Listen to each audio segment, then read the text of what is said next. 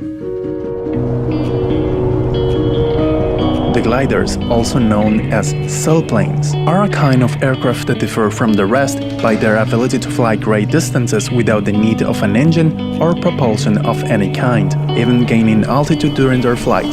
But how is this possible? That's what I'm going to answer today in this video.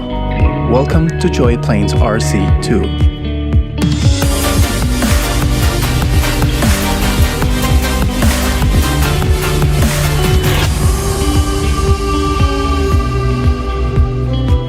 Personally, gliders are my favorite aircraft because they don't need an engine to fly, and because of the long, impressive wingspan they have. But their long wings have a reason to be. Let's start with the basics. We know that an airplane can fly or glide without an engine, but in the process, it will gradually lose altitude, and depending on its weight, aerodynamics, and other physical facts, it can go down faster. This happens to every airplane, regardless whether they are gliders or not.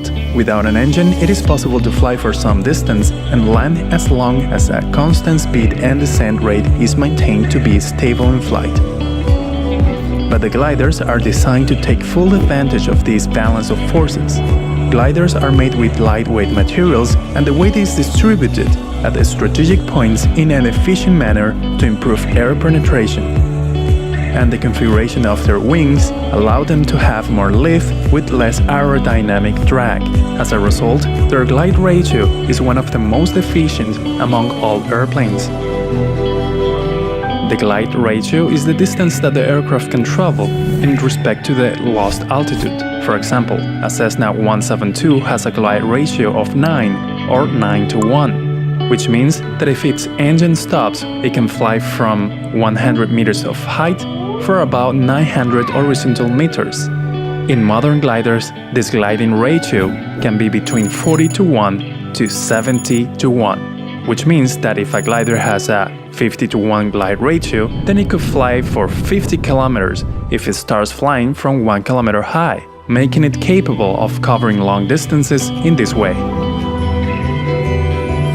Still, it is impossible to gain altitude for an aircraft that moves through a static atmosphere without the use of propulsion of some kind. Luckily, our atmosphere is not static at all. To gain altitude, gliders can take advantage of various atmospheric phenomena.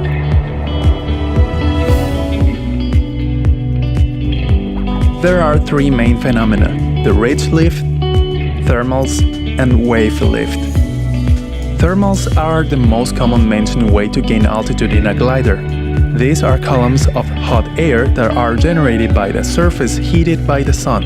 This air becomes less dense than the surrounding air and begins to rise rapidly.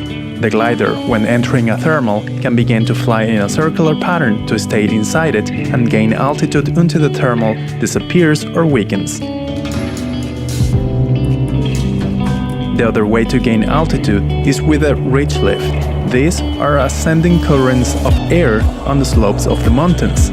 It's simply air that is forced to climb a mountain, and a glider can take advantage of this current to gain altitude. The closer to the slope, the stronger the climbing rate. The last kind of lift is the wave lift. It's about using the waves generated after the air passes through the mountain. These waves extend for several kilometers and are invisible waves similar to the waves on the sea. Using these strategies to gain altitude, a glider can stay in flight for many hours. This is totally free and clean energy that glider pilots gather and manage to get the most out of it. However, to make the glider take off, you will need an airplane that will tow it to an acceptable altitude where the glider can start by itself. Another way to take off is with a tow winch from the ground. But the altitude gained in this method is not as much as the first method. Hopefully, in a sunny day, the glider can take thermals and fly longer.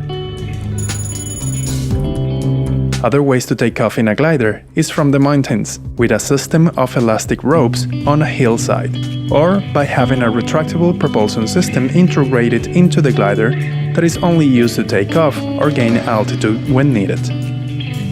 Why long and thin wings? The thin wings generate less aerodynamic drag than the common wings that are seen in self-propelled airplanes. In this way, the glider can pass through the air with less difficulty, obtaining the same lift and losing less speed than other airplanes. Another factor that helps for better aerodynamics is the design of the fuselage, making everything as smooth, thin and aerodynamic as possible, which is why the pilot enters the cockpit in much the same way as a Formula 1 driver in his car, almost lying down.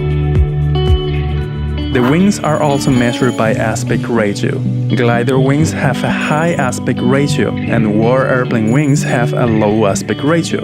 War or aerobatic aircraft wings generate more induced drag than the thin wings of gliders, but because they are short wings, they are more maneuverable.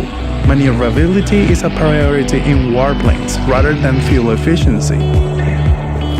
In the case of the gliders, it is not necessary to make quick maneuvers, so the priority is given to efficiency, sacrificing maneuverability.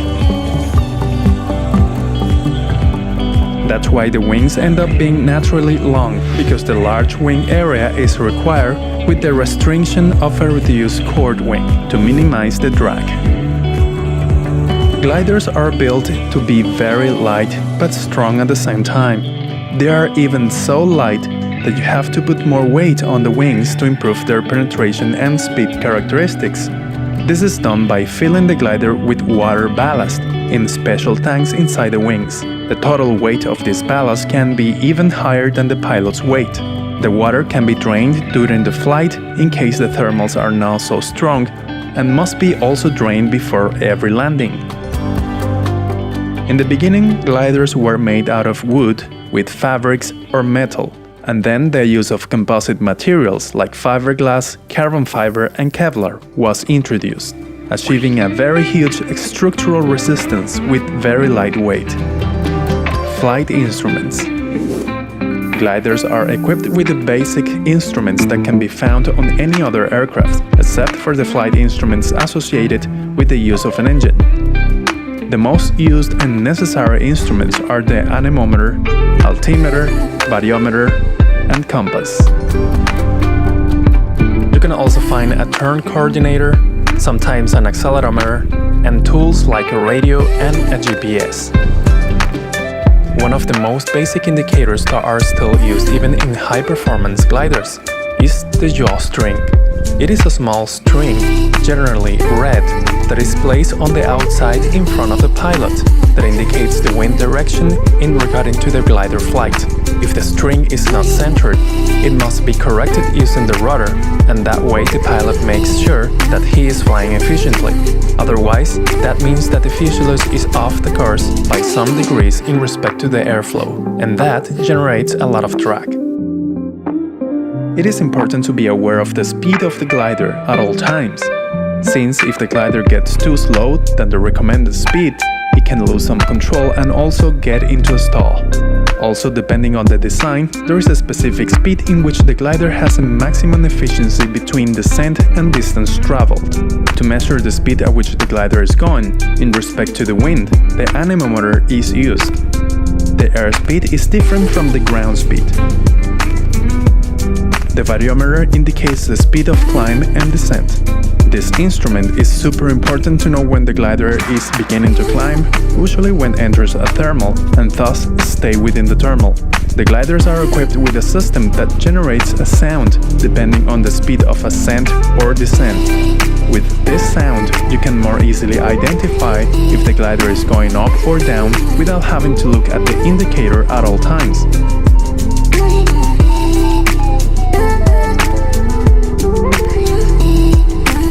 As you have already seen in this video, gliders are a very interesting type of aircraft, especially because they don't burn any type of fuel to stay in flight. They only use the natural energy available in the air currents. Nowadays, gliders are used for sports and recreational purposes.